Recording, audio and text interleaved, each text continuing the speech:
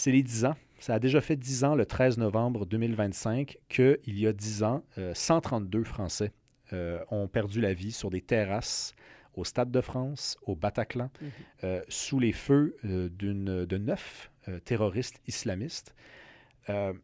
10 ans plus tard, quelle leçon on peut tirer de ça? C'est ce que la France se pose comme question, hein, parce qu'il y a des cérémonies de commémoration qui ont eu lieu en France et plusieurs plateaux de télé discutaient des 10 ans, des leçons retenues de ces tragiques événements qui se sont déroulés il y a 10 ans à plusieurs endroits en France au même moment. Et puis, on ne semble pas avoir tiré des leçons communes. Hein? Il y a encore beaucoup de discussions, beaucoup de tergiversations autour des enjeux qui touchent à ça. C'est un enjeu extrêmement sensible parce que c'est un enjeu identitaire, c'est lié aux enjeux d'immigration, c'est lié à des enjeux qui sont encore délicats, mais heureusement, la France est habituée de discuter, de débattre d'enjeux délicats, mais on ne s'entend toujours pas. Et j'écoutais le témoignage d'un homme de 32 ans hier, un Français, un Corse. Il ne serait pas content que je dise que c'est un Français. Ça, c'est un quand Corse. les gens disent qu'on est des Canadiens, là. On va dire à Mathieu Bocoté qu'il est Canadien. Absolument. Un Corse qui était en prison à l'âge de 22 ans au moment des événements parce que il avait été turbulent sur le plan politique. T'es allé dans une CPE? Oui, absolument. Et maintenant, il mène une vie bien rangée en Corse. Il a 32 ans et il disait qu'au moment où c'est arrivé, c'était comme si, dans la prison, c'était comme s'il venait d'avoir un match de foot. Ah oui. Et qu'il y avait une victoire, il y avait un but ou une victoire. Et il y avait énormément de bruit. Les gens cognaient dans les portes comme pour célébrer quelque chose. Et ils se disaient, bien voyons, qu'est-ce qui se passe? Il doit y avoir un match de foot en ce moment et on vient de gagner une partie. Et finalement, il y avait un cellulaire caché dans sa cellule et quelqu'un l'appelle pour lui dire « Tu sais ce qui se passe en ce moment, il y a des massacres et tout ça. » Mais c'était perçu à l'intérieur des murs de la prison où il disait là, qu'il y avait une grande proportion des incarcérés, des personnes incarcérées qui se réjouissaient de ces massacres. Et lui, 10 ans plus tard, en liberté maintenant, avec une vie plus rangée, avec le recul, la maturité, se dit, j'ai pas l'impression qu'on a tiré des grandes leçons de ça. Bien, j'ai la même réflexion que toi sur cette question-là. C'est dans les réactions qu'on a vues, autant au Québec qu'en France.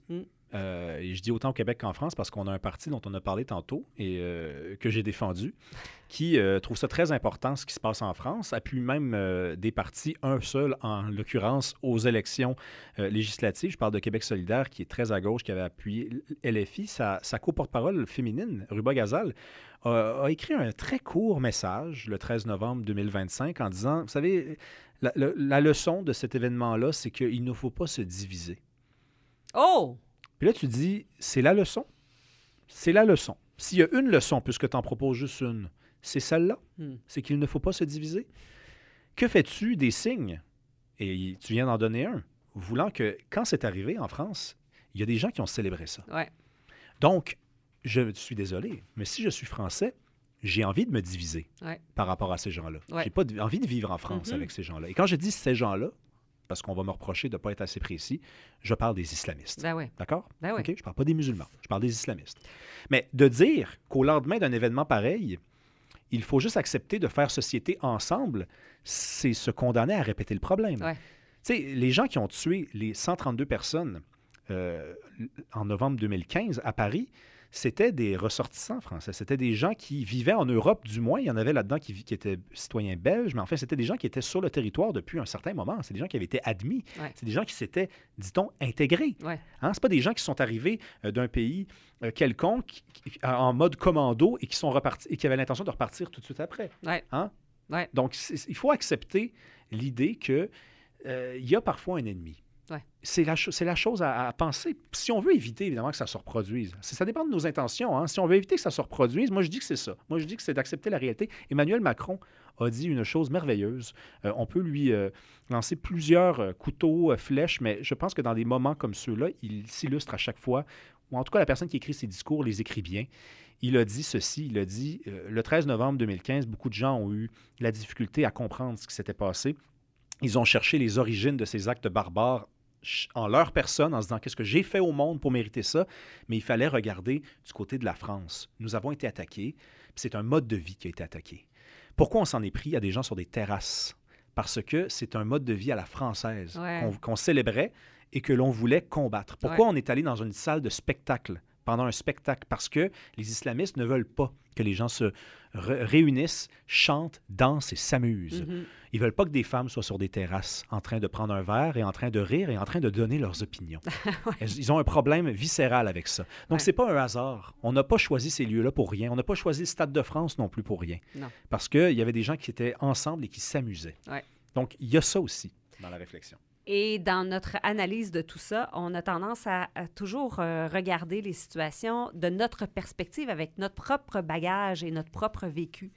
Mais il faut, pour mieux comprendre ces phénomènes, il faut comprendre aussi d'où viennent ces gens qui se réjouissent de situations comme ça ou qui carrément commettent des atrocités comme ça, d'où ils viennent, qu'est-ce qui les incarne comme valeur, qu'est-ce qu'ils ont comme projet. Et c'est là où il faut s'intéresser à l'islam. Il faut comprendre l'islam. Et on ne peut pas comprendre l'islam à partir de nos propres lunettes ou nos propres perspectives. Il faut vraiment bien connaître ou bien s'intéresser à la question avec la perspective ou un regard vraiment détaché.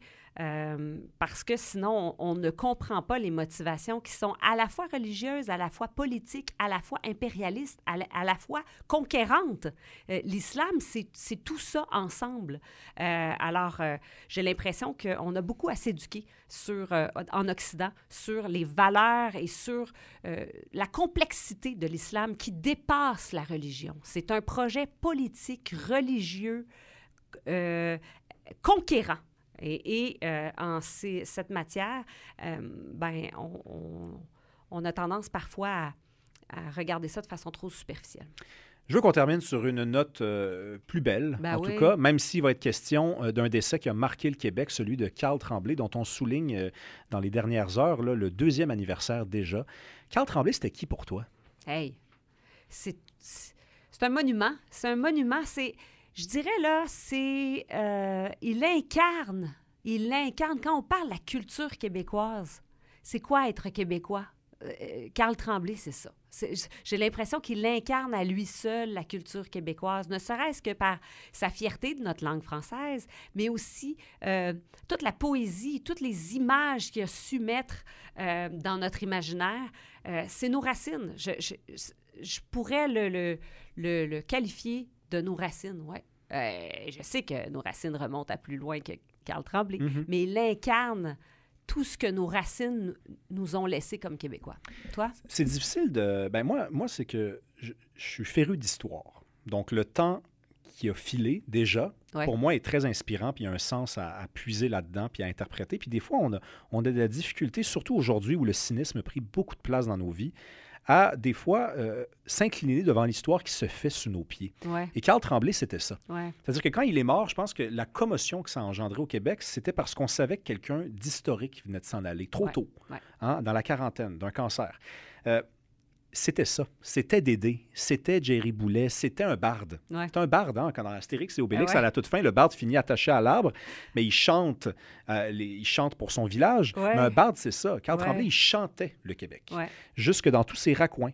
Il y avait quelque chose de petit. On dit souvent, moi, j'ai reçu à mon podcast Claude Meunier qui me racontait la petite vie. Puis pourquoi la petite vie, ça a autant marché? Parce que c'était la petite vie des gens ordinaires. Mais Carl Tremblay, avec les textes de Jean-François Posé, c'était la petite vie, c'était la peine d'amour, le premier et le dernier, le premier bec avant l'adieu dans le taxi, c'était les chums de brosse, c'était le travail, c'était perdre son travail. C'était quelquefois dans les premiers albums, les grands projets de société, on prend la rue, on change le monde, on fait l'indépendance du Québec, lettre à l'évêque. Mais par la suite, ils se sont rapprochés le plus possible de ce qui compose l'intime de quelqu'un. Ouais. Puis c'est pour ça que ça nous a fait mal. Ouais. C'est parce que c'était pas des textes vaseux, évasifs, qui font état de situations un petit peu imprécises. Oui, que l'on vit, mais on a l'impression d'être juste avec une personne qui la vit de cette façon-là. Ils avaient le souci du détail. Ouais. Ils nous pointaient des affaires qu'on avait tous déjà vécues. Oui, tu as raison. Avec les mots, mais aussi même dans la sonorité, même dans la musique. J'ai un fils de 14 ans qui écoute Les Étoiles filantes, qui écoute L'Amérique pleure. Et moi, à chaque fois que j'entends sa musique jouer, je suis bouche bée parce que je me dis, waouh, il a 14 ans et il est branché sur la musique québécoise. Il est branché sur les Cowboys fringants. Il est branché sur Carl Tremblay, même après son décès, même 2 ans après. Hey, il avait 12 ans là, quand Carl Tremblay est décédé. Bon, moi, je suis attachée à ce groupe-là, mais bon, mon âge peut expliquer cet attachement, mais quand je vois la jeunesse s'accrocher à ces chansons, là, je me dis, OK, là, on touche à quelque chose et on devrait s'intéresser davantage à ce phénomène parce que quand on parle, par exemple, là, d'exposer davantage les contenus québécois, la découvrabilité là, des œuvres du Québec, on cherche souvent à imposer la langue française, imposer des règles, imposer des normes, des obligations, alors que, vois-tu, mon fils, naturellement, se tourne vers cette musique parce que ça lui parle, parce que ça le branche, parce que à la fois la musicalité et les paroles et tout ce que ça génère comme émotion, il se sent bien enraciné et ça vient le chercher. Oui, c'est vrai. Mais c'est vrai que l'amour d'une œuvre ne se programme pas et ne se commande pas. Ça naît et ça ne s'explique pas. Par contre, les Cowboys fringants, c'était un groupe qui réunissait les parents et les enfants, alors que les artistes émergents, souvent, ce sont juste les enfants et non pas juste ou alors juste les parents. Tu sais, il y avait quelque chose aussi. C'est un groupe qui, malgré le fait que Carl Tremblay avait juste 46-47 ans, ça faisait 25 ans que ça roulait. Ah ouais. Là, donc, je pense que le succès des Cowboys fringants ne s'explique pas seulement de cette façon-là. C'est un groupe exceptionnel, mais il ne faut pas non plus arrêter de parler, de favoriser les contenus francophones sur les plateformes d'écoute en continu. J'en parlais, Jacinthe Varel, puis on va s'arrêter là-dessus, parce que cette fin de semaine, il y a un spectacle qui a été enregistré en 2023 des Cowboys fringants. Ça s'appelle les Cowboys fringants Québec, qui est en salle dans beaucoup de salles de cinéma. Si vous n'avez rien à faire en fin de semaine ou si vous avez plein de choses à faire mais que vous voulez encore faire quelque chose de plus fun, ben, allez sur Internet, tapez les Cowboys fringants cinéma, puis il y en a dans plusieurs cinémas à travers le Québec. C'est un spectacle en direct des Cowboys fringants. Enfin, en direct. Ça a été enregistré, donc la captation.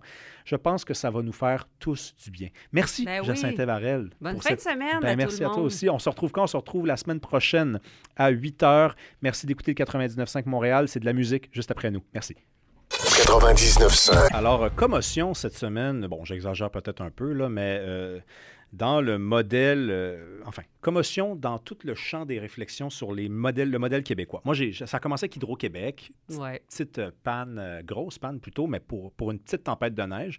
Là, moi, ça m'a rappelé que Hydro-Québec, c'est le moteur économique du Québec, c'est par ça que passe tout l'avenir du Québec. Et je le dis avec un peu de sarcasme dans ma voix.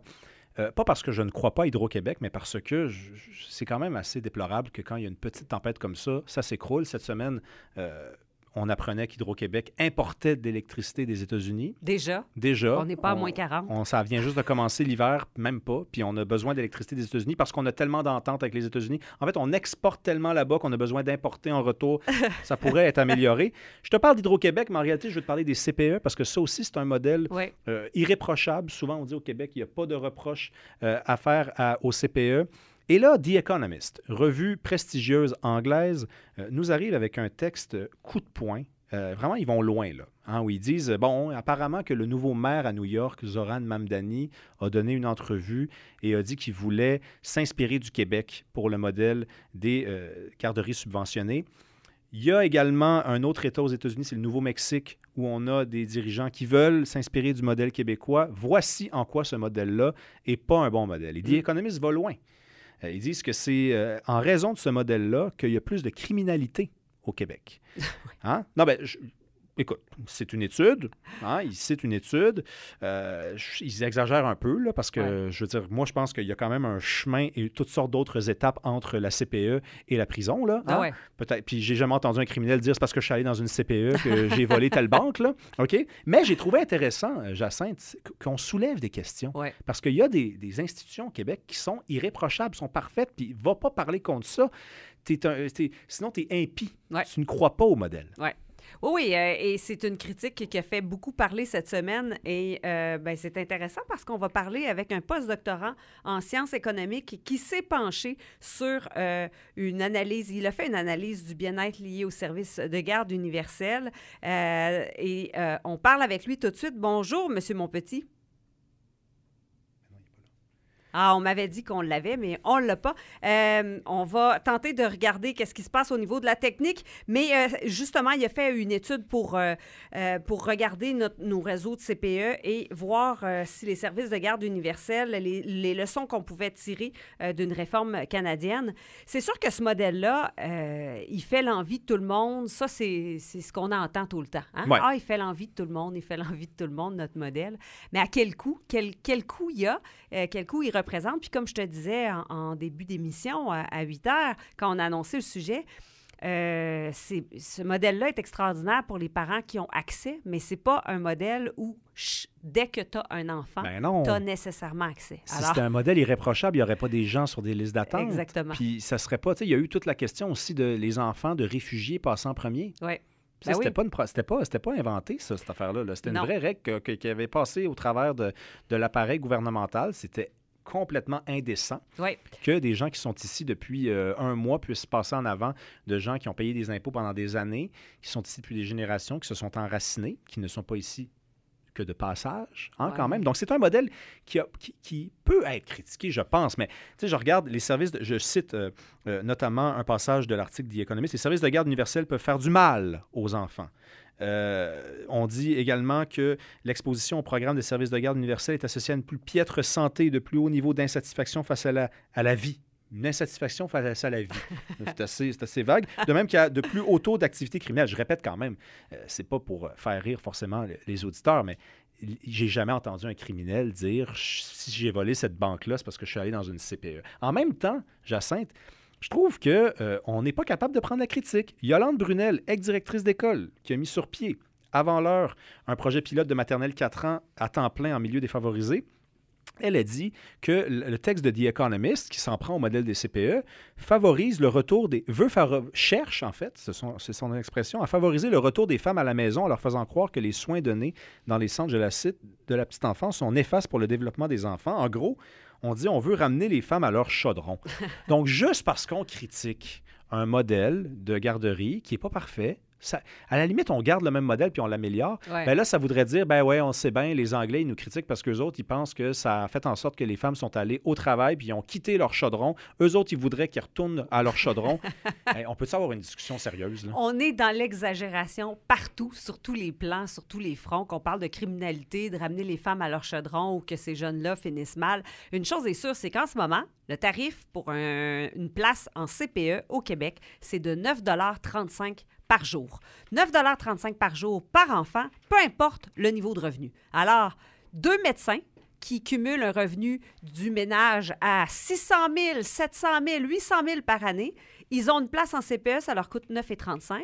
Et madame monoparentale qui travaille au salaire minimum dans un commerce 40 heures par semaine, elle paye aussi 9,35 si elle a une place. Mais si elle n'a pas une place en CPE, parce que sa vie a été tumultueuse, parce qu'elle a déménagé souvent, parce qu'elle ne s'est pas mise en liste d'attente dans son secteur géographique ou au moment où elle est tombée enceinte, elle s'est mise sur une liste d'attente, mais entre-temps, elle a déménagé. Hein. C'est souvent ce qui arrive quand on a des vies pas faciles, quand on est plus vulnérable, quand on n'a pas fait des longues études, quand on a une vie de misère. Il y en a qui ont des vies de misère. Je pense toujours quotidiennement aux mères monoparentales qui ont des vies de misère. Oui. J'ai une grande, grande, grande empathie, une grande pensée pour elles.